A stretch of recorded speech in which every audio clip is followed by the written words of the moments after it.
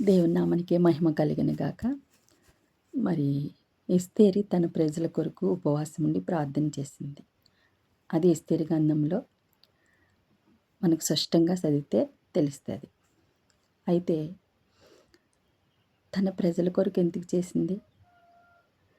వారి వారి మీదకి కీడు వచ్చిందని, శ్రమ వచ్చిందని ఆవిడ తెలుసుకుని ఉపవాసం ఉండి ప్రార్థన చేస్తే దేవుడు దాని నుంచి తప్పిస్తాడని ఆవిడ అంగీకరించింది. అయితే ఆవిడ రాణి అయినప్పుడు రాజుకి చెప్పుకోవచ్చు. రాజు వల్లనే కదా వాళ్ళకి కీడు వచ్చుతా, రాజు వల్లనే కదా వాళ్ళకి ఆపతుంది. అలాంటప్పుడు ఏం చేయొచ్చు? ఆవిడ ఒక రాణి కాబట్టి ఆ రాజుకి ఆయనకి చెప్పుకోగలుగుతుంది. అయితే ఆవిడ అలా చేయలేదు. ఎందుకు?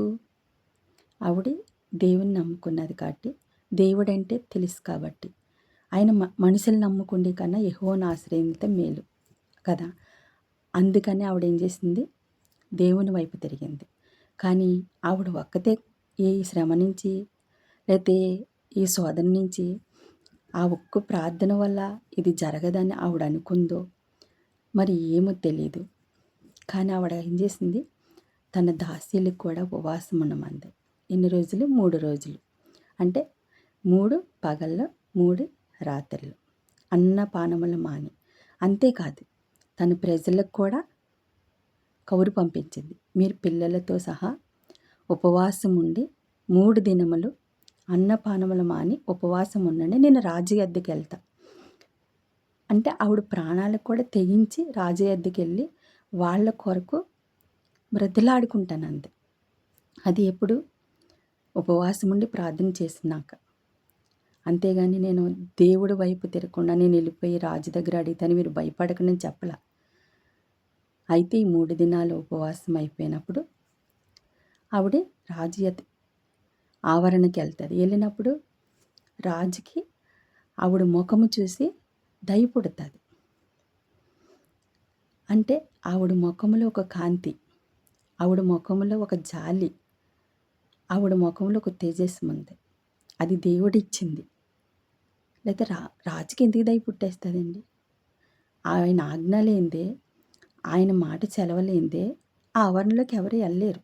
అది భార్య అయినా ఎవరైనా సరే.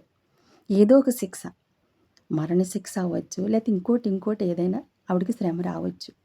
కానీ ఆవిడ ఏం చేసింది? ప్రాణాలకు జైతము భయపడకుండా వెళ్ళి రాజు ఎదుట నిలబడింది. అప్పుడు ఆ రాజుకి ఆవిడ మీద దయ పుట్టింది, జాలి కలిగింది. అప్పుడు ఏమన్నాడు?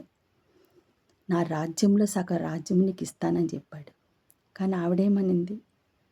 నాకు అది కాదు, నా ప్రజలు శ్రమల్లో ఉన్నారో, వారి బాధలో ఉన్నారో, వారి మీదకి కీడు వస్తుంది, వారిని విడిపించమని మొరపెట్టుకుంది, విజ్ఞాపన చేసుకుంది, బ్రతిలాడుకుంది.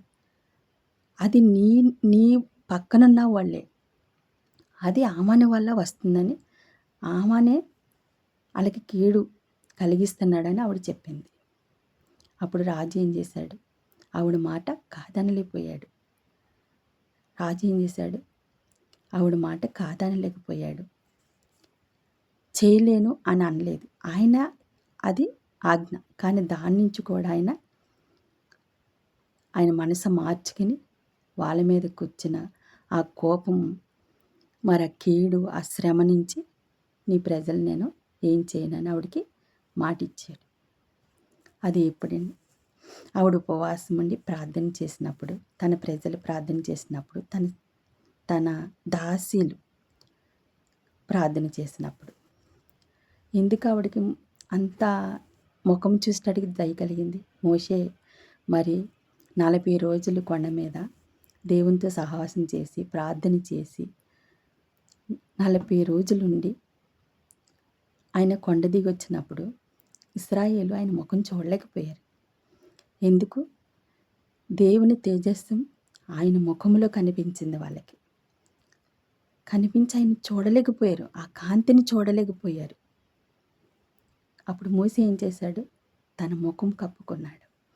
మరి అలాగే ఎస్తేరు కూడా 3 దినములో కన్నీటితో ప్రార్థన చేసుంటుంది, దుఃఖంతో ప్రార్థన చేసుంటుంది తన ప్రజల కొరకు. ఏమైపోతారా అని, నశించిపోతారేమో అని ఎంతగానో పెనుగులాడుంటాడు దేవుని సమయంలో, దేవుని సన్నిధిలో. మరి దేవుడు ఆవిడ ప్రార్థన ఆలకించి ఆవిడకి ఆయన ముఖకాంతి తన ముఖంలో ఉంచాడు.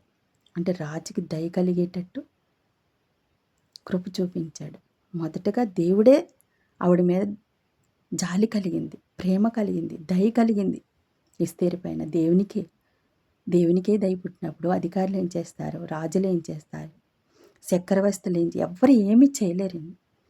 ఎందుకంటే దేవుడు మన పక్షాన ఉన్నప్పుడు, దేవుడు మనతో ఉన్నప్పుడు, మన ప్రార్థన ఆలకించినప్పుడు, మన మీద దేవునికి జాలి దయ కలిగినప్పుడు, అది ఎప్పుడు మనం ఉపవాసం ఉండి ప్రార్థన చేసినప్పుడు, ఉపవాసం ఉండి కన్నీళ్ళు కార్చినప్పుడు. మరి అంతేకాదండి, తన దాసీలకు కూడా ఆవిడ సువార్త చెప్పుండొచ్చు, దేవుని కోసం చెప్పుండొచ్చు. ఎందుకంటే ఆ రాజ్యంలో ఎంతోమంది ఉన్నారు, వాళ్ళందరికీ చెప్పొచ్చు కదా ఆవిడ. కానీ ఎవరికి చెప్పలేదు. ఆవిడికి ఎవరైతే సమీపంగా ఉన్నారో, ఎవరైతే ఆవిడకి దగ్గరగా ఉన్నారో వాళ్ళకి మాత్రమే ఉపవాసం ఉండమని చెప్పిందంటే, వాళ్ళకి దేవుడి కోసం రోజు చెప్తా ఉన్నది, నా దేవుడు గొప్ప దేవుడు అని చెప్తా ఉన్నది. కాబట్టి వాళ్ళు కూడా అంగీకరించి ఆవిడతో పాటు ఉపవాసం ఉంది. అయితే నీవు, నాకేంటి, నాకు ఇల్లులు ఉన్నాయి, నాకు కార్లు ఉన్నాయి, లేకుంటే నేనున్నదాన్ని, లేకుంటే నేను జాబ్లో ఉన్నాను, నాకు మంచి స్థితి ఉంది, నేను రక్షించబడ్డాను, నాకేంటిలే అని నీవు అనుకుంటున్నావా? లేదు లేదు. నీ పక్కనున్న వాళ్ళకి, నువ్వు జాబ్ చేసి కాడ నీ స్నేహితురాళ్ళకి, నీ పక్కింటి వారికి, పొరుగింటి వారికి కూడా నువ్వు దేవుని కోసం చెప్పాలి.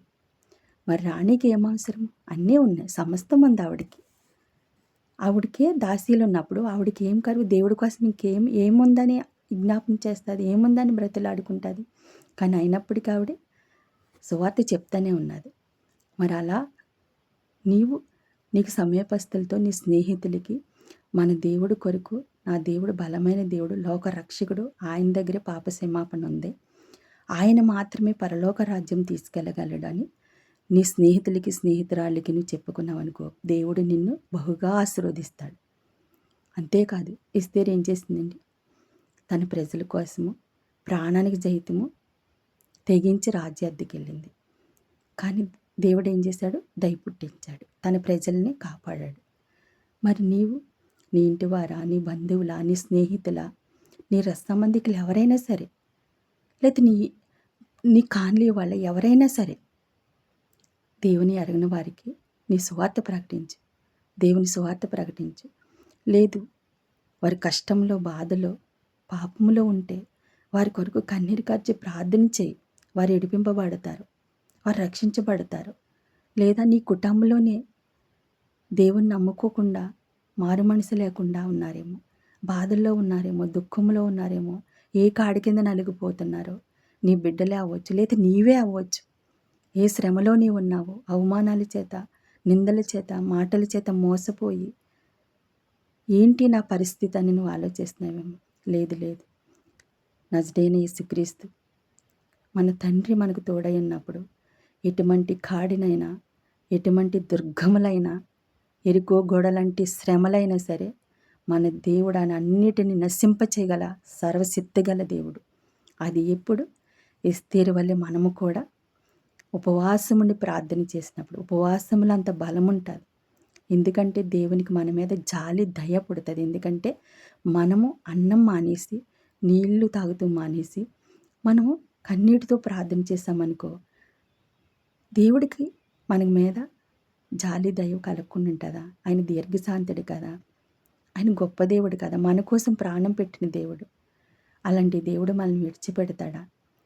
అలాగే నువ్వు ప్రార్థన చేసినప్పుడు ఖచ్చితంగా నీ శ్రమల నుంచి విడిపించి నీ కుటుంబంలో శాంతి, సమాధానం, నెమ్మదిని కలిగజేస్తాడు. ఎస్తేరుకి అదే కలిగజేశాడు. తన ప్రజలకే నెమ్మదిని కలిగజేశాడు, తనకి నెమ్మదిని కలిగజేశాడు, సమాధానం కలిగజేశాడు. అంత గొప్ప ఆశీర్వాదం ఎస్తేరు తల్లికి ఇచ్చాడు. ఆ రీతిగా ఎస్తేరు వల్లే నువ్వు కూడా నీ ప్రజల కోసము, నీ బంధువుల కోసం, నీ స్నేహితుల కోసం, నీ సంబంధుల కోసం, నీ తోటివారి కోసం నువ్వు కన్నీరుతో ప్రార్థన చేసినప్పుడు వారు విడిపింపబడతారు. దేవుడు నిన్ను బహుగా ఆశీర్వదిస్తాడు. చిన్న మాటలు దేవుడు దీవించునుగాక.